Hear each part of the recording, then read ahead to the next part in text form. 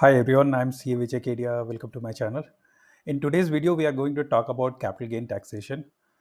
Capital gain taxation in India is quite complex. Though government has tried to simplify that in the recent budget, uh, there is still a lot of confusion. So, what is capital gain? Capital gain is the difference between an asset's cost price and the sale price. So, if you are purchasing an asset for 100 and selling it for 150, then that 50 difference is called capital gain, and that is calculated differently depending on what type of assets you are holding. So in some cases, it can be a short term if you are holding for less than 1 year, and long term if you are holding for more than 1 year. In some cases, you need to hold it for 2 years to make it a long term capital gain. Otherwise, it will be a short term capital gain. And then the tax rates are also different. So uh, there is always some kind of confusion because you have stocks, mutual funds, then you have foreign stocks, ETFs, debt mutual funds, right? And then real estate. And so there is always a confusion that when it's a long term, short term, what is the applicable tax rate, and what kind of exemptions are available to save taxes in capital gain. I have summarized all capital gain related taxation in some tables, and I'm going to share that with you in a very simple form so that it will be easy for you to understand and you'll be able to calculate your tax yourself. So, with that, let's start. Capital gain taxation on investments after the recent budget. That's what we are going to cover. So first, let's talk about stocks, ETFs, and mutual funds. Right. So here I have listed the different type of assets under this. Then what is the holding period for short term? What is the tax rate for short term? Then what is the holding period for long term? What is the tax rate for long term? And any additional details. Right. So first of all Indian stocks which are listed in India and which includes Indian ETFs. So if you hold it for 12 months, up to 12 months, it's short term and you need to pay 20% tax on that. So earlier it was 15%. And if you're holding for more than 12 months, then those assets become long term and you pay 12.5%. But in long term, for equities, you get exemption up to 1.25 lakhs. So if your gain is less than 1.25 lakhs, you don't pay any taxes on the gains which are more than 1.25 lakhs. So if say if your gain is 2 lakhs, then on 75,000 you will pay tax at the rate of 12.5%. Then foreign stocks. So if you are buying foreign stocks, you need to hold it for more than 24 months to make it a long term capital gain. If you are holding for less than 24 months, so you sold within 24 months of purchasing, then whatever is your slab rate, you're in 20% slab rate, then 20% will be charged. You're in 30% slab rate, then the 30% will be charged on that capital gain. If you're holding for more than 24 months, then the tax rate is now same as the Indian stocks, which is 12.5%. Earlier, it was 20% with indexation. So this has been simplified. So if you are holding for more than 24%, it has the same tax rate as the Indian equities. And this also includes any foreign ETFs which are listed outside India, not in India. Okay. Then the third category is foreign ETFs. So foreign ETFs listed in India. For example, there is a Mirai Asset FANG ETF, which is listed in India, which tracks the FANG index of New York Stock Exchange. Then there is a gold ETF, gold mutual funds, right? So these are the some category of ETFs and mutual funds which are not Indian equity or not debt. This has been classified as a listed equities now. So if you are holding for more than 12 months, this will now qualify as a long term capital gain and you will pay 12.5%. For less than 12 months, it will be short term and you will pay at the slab rate. So any debt related ETF or mutual funds are not included in this category. That will cover in the subsequent assets. So next is equity mutual fund. So equity mutual fund, again the same tax rate which is applicable for Indian stocks. So that is same for long term and short term. The only criteria here is that mutual fund should invest more than 65% of its portfolio in the Indian stocks, then it qualifies as a equity mutual fund.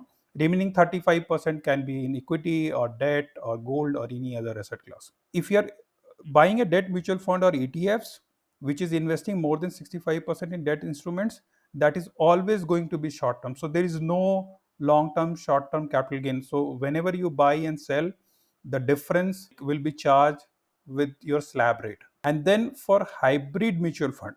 So what is a hybrid mutual fund? Which invests in both equity and debt. The criteria here is it should invest less than 65% in debt, because if it invests more than 65% in debt, it will become a debt mutual fund. Similarly, the equity holding should be less than 65%, otherwise it will be equity mutual fund. So if it's investing less than 65% in debt and less than 65% in equity, so maybe 50-50 or 40% in debt, 60% in equity, or 60% in debt, 40% in equities, right? So these are all hybrid mutual fund. So up to 24 months, it will be short term capital gain, and which will be charged at the slab rate. And if it's more than 24 months, it qualifies for the long term capital gain, and rate is 12.5%. Next is real estate, right? So in real estate also, there was a change in this budget. Now, if you have purchased property before this budget date, right? Budget came on 23rd of July. So if you have purchased the property till 22nd of July, and if you are holding it for 24 months, then it's a short term capital gain if you're selling within 24 months. But if you are holding more than 24 months, you will have two options. So earlier it was only 12% tax rate with indexation. So whatever is your cost, that is adjusted with an inflation index. So for example, you purchase some property for 50 lakh 10 years back, adjusting with inflation, that property value might be 90 lakhs now, considering the inflation. And if you have sold it for 1 crore, then the 10 lakh, only the 10 lakh will be the capital gain, right? And on 10 lakh, you need to pay 20%. Or you can opt for this 12.5% without indexation. So in this case, if you sell it for 1 lakh, that entire 50 lakh, you calculate 12.5% and you pay tax on that. So obviously we'll go for indexation approach. But this calculation is only available if you have purchased property till 22nd of July. So any property purchased from 23rd July onwards, you will have only this option. So short term is always slab rate if you sell within 2 years, but if you hold it for more than 24 months, uh, you you need to pay 12.5% on the difference between cost and the sale price, and that will be without indexation. And the next is about the exemption. So exemptions are available for uh, long term capital gain, and here we are going to cover three important sections for exemptions which you can avail. So first one is section 54. If you are selling a residential house uh, which you are using for residential purpose, and you are buying a new house which is again for residential purpose, then either you are purchasing 1 year before or 2 year after the sale, or you are constructing a new house within 3 year of this sale, right? In that case, if whatever is the long term capital gain or the cost of new house, whichever is less, you will get an exemption. So for example, your long term capital gain is 1 crore, but you purchase the house for 2 crores, that entire 1 crore will get exempted, right? So what are some other conditions which you need to consider? First is, if you are building that house or planning to buy that house in say next 1 year, but you need to claim that exemption in the current year. So until you utilize that money, you need to deposit that money in the capital gain account scheme or CGAS, that can be opened with any public sector bank, and you need to deposit that money in that account and utilize that money to buy a new house or construct a new house. Then only you will be able to claim the exemption. And second thing is, if you are selling that house within 3 years, the new house which you purchased, that exemption amount will be reduced from the cost to calculate the capital gain. So for example, your new house you purchased for 2 crores, Now you are selling it within 3 years, that house. So say for 3 crores. Now for capital gain calculation, the cost of that house will be 2 crore minus 1 crore, which you have already claimed as an exemption. So you now need to pay tax on difference between 3 crores minus 1 crore, which is 2 crores. Uh, it's advisable to hold that property for at least 3 years, the new property which you have purchased and where you have claimed exemptions for long term capital gain. Second option is if you're selling any land or building, you can claim exemption under Section 54 EC. If you are buying NHAI, National Highway Authority of India, or RECL, Rural Electrical Corporation of Limited bonds, and that bonds need to be purchased within 6 months of transfer. And this bonds have normally very low rate of interest, 5-6% of interest you'll get, and that too is taxable. If you're not buying any new asset or new house and you want to claim exemption, you can buy those bonds. You need to hold it for like 5 years. Whatever sale amount you got from that asset, you need to invest that entire amount into the bonds to claim that exemption. So that amount cannot exceed 50 lakhs during the current year and succeed in the succeeding financial year. So your capital gain amount will be proportionately reduced by depending on what is the amount of bond you have purchased and what is the total sale consideration. So this is the formula which you need to use. Next is 54F, and this is very important section because this is applicable for all type of assets. If you see, first two sections are only for land, building and house, but here it can be any asset other than house.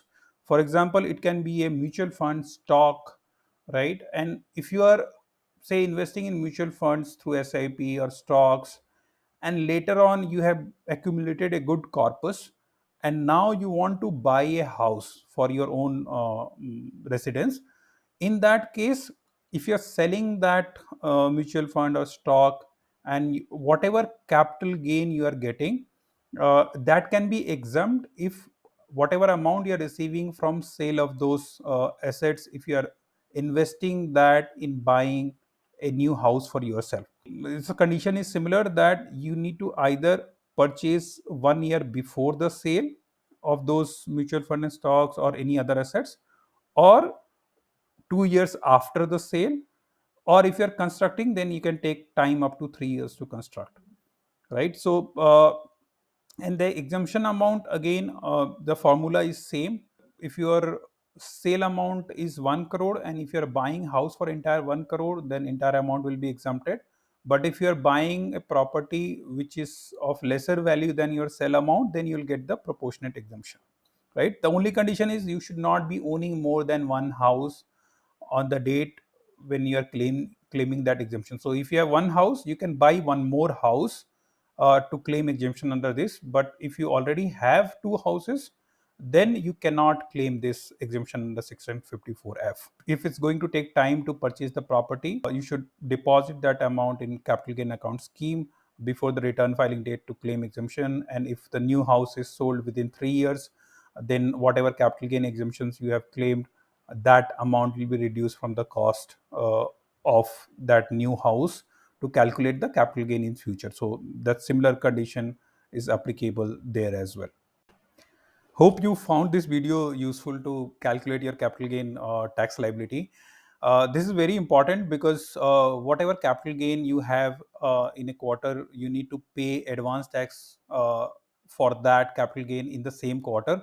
So I'm going to make a separate video on advance tax, but it's important because if you delay paying that advance tax on capital gain, you will have to pay huge interest while filing your income tax return. So it's always better to understand your capital gain tax liability whenever you are selling any asset and pay the advance tax in that quarter itself. I'll see you in the next video. Please hit the like button, subscribe if you have not done already, and share with your friends and colleagues, and I'll see you in the next video.